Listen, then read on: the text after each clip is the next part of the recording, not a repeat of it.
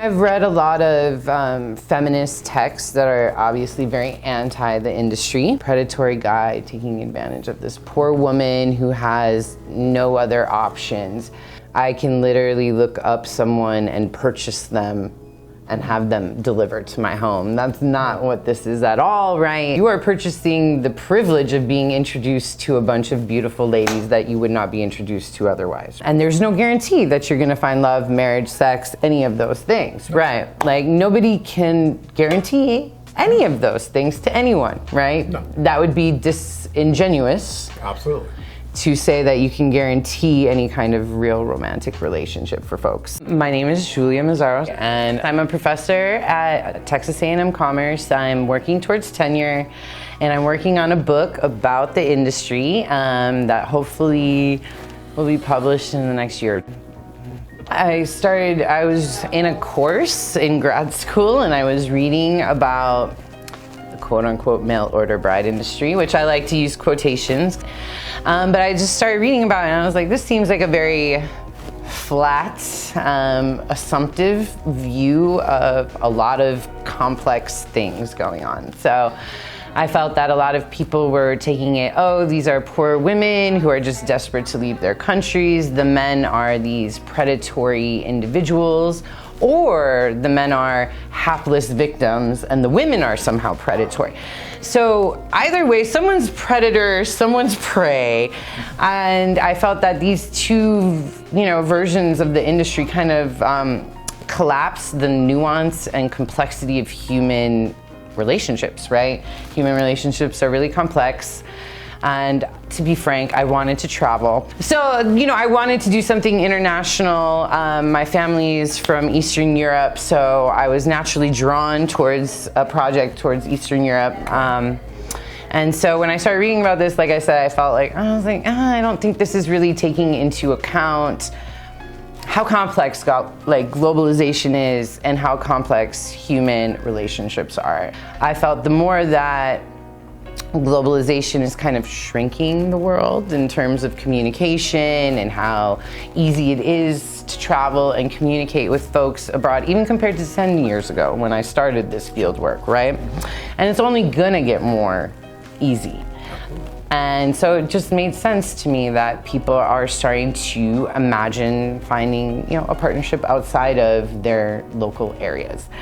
There's actually an interesting sociological book written by Eric Kleinenberg and Aziz Ansari, who, is from TV, about, the sociology of love. And, they found that in the early 1900s, people married someone within a block. Like 40% of people got married to someone who lived in a block radius really? of, yes. That's interesting.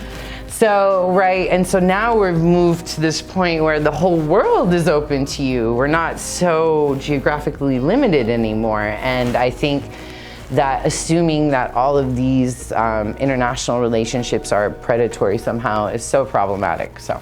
I've read a lot of feminist texts that are obviously very anti the industry, and I do identify as a feminist. And so when I read that kind of stuff, it's getting bothered because I feel like, once again, it collapses things into a very simple narrative. This predatory guy taking advantage of this poor woman who has no other options. What I found was that these women do have options, and some of them have a lot of local options too, but they're, wanting something different maybe culturally, right? I can literally look up someone and purchase them and have them delivered to my home. That's not what this is at all, right? And I think a lot of people have this stigma attached to this industry because of the term mail order bride. Right. The term itself implies a very direct economic purchase, right? Which this is not, right? You are purchasing the privilege of being introduced to a bunch of beautiful ladies that you would not be introduced to otherwise, right?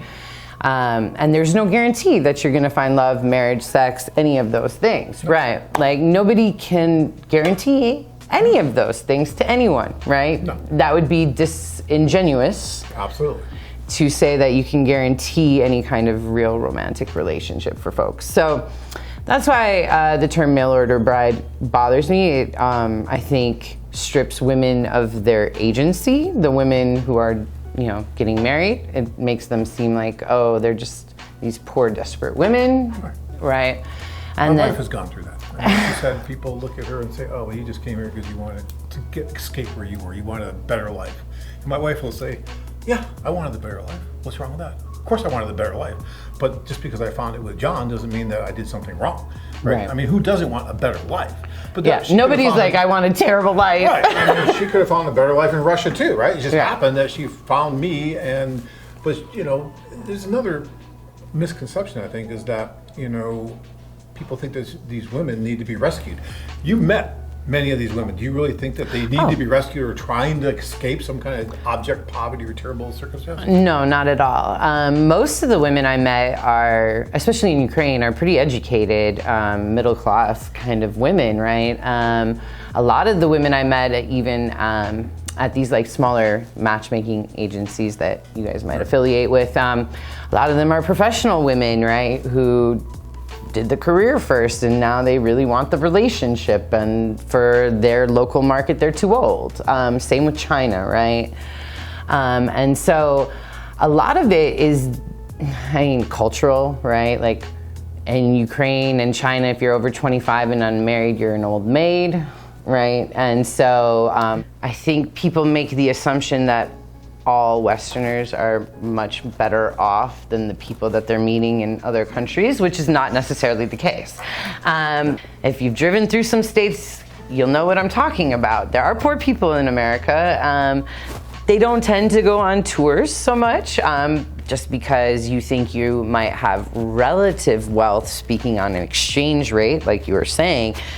Your lifestyle might not be nearly as good as someone who appears to be making less money than you, but compared to their standard of living is actually living better, right?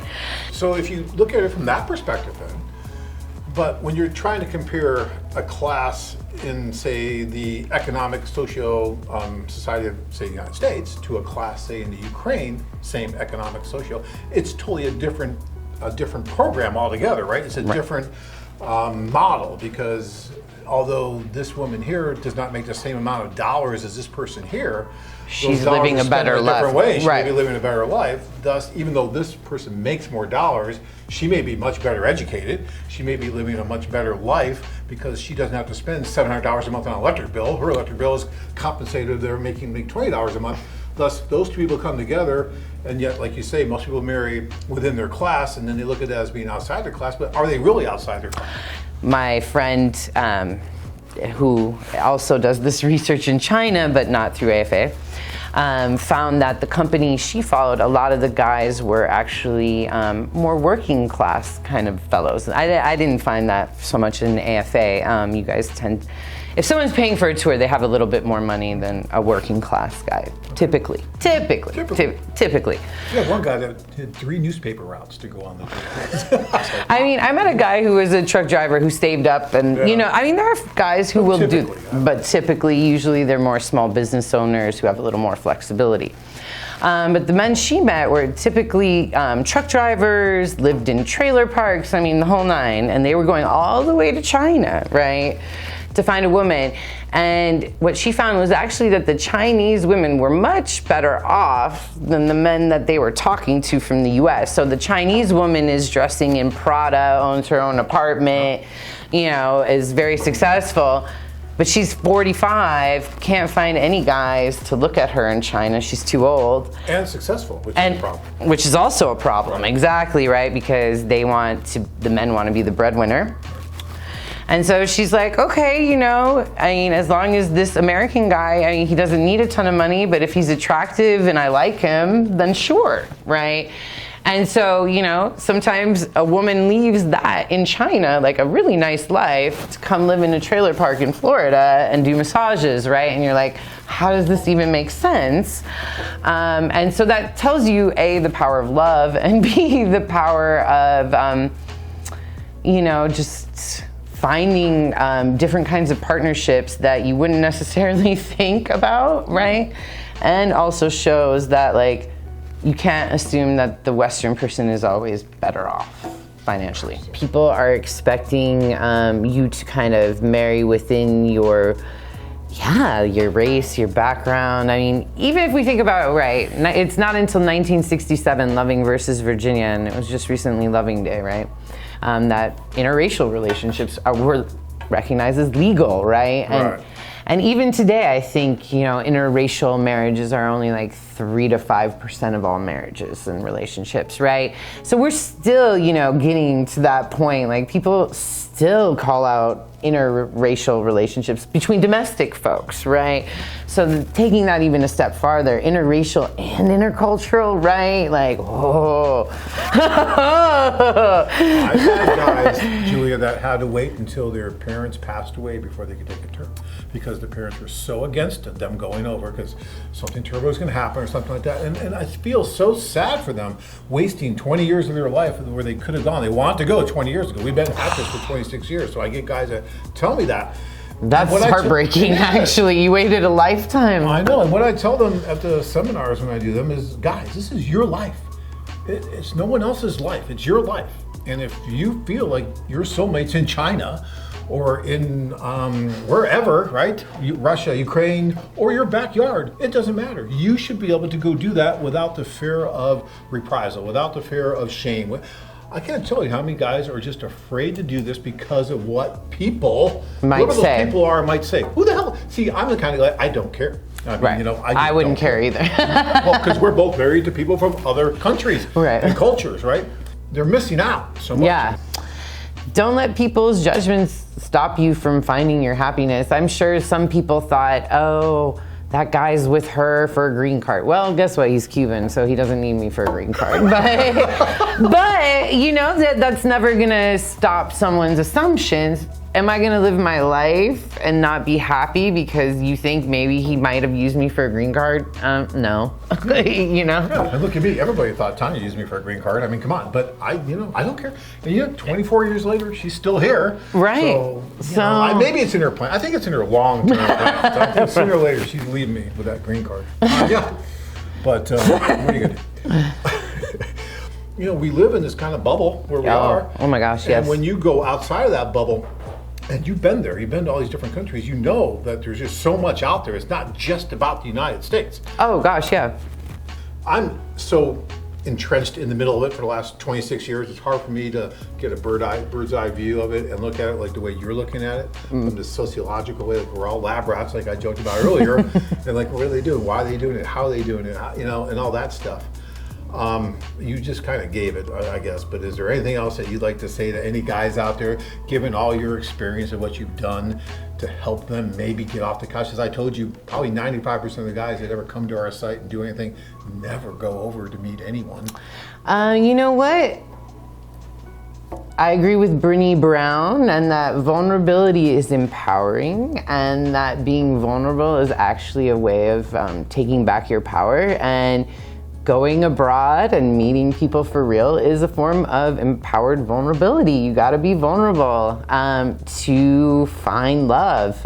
If you're just sitting comfortably behind your computer and you're never gonna meet that person in person, you're never gonna get rejected, but you're also never gonna find real love. So that would be my suggestion, is take a page out of Brené Brown's book and practice that empowered vulnerability. And it's really an important thing for relationships. And I think we do a disservice to a lot of men in our society, right, by telling men that they can't be vulnerable, right? When actually, love is really based on vulnerability and showing and trusting someone. Don't trust everyone, though. That's my other piece of advice. Yeah. Be wise in who you Keep trust. Your eyes open, right? Right. Don't have the wool over your eyes, but also when you do find someone you really are genuinely interested in and you genuinely feel that they're interested in you too, be vulnerable. Go meet them. You're never gonna find that sitting on your computer. Take that risk, yes. I mean, that's fantastic advice. At the beginning, I don't know if you remember this.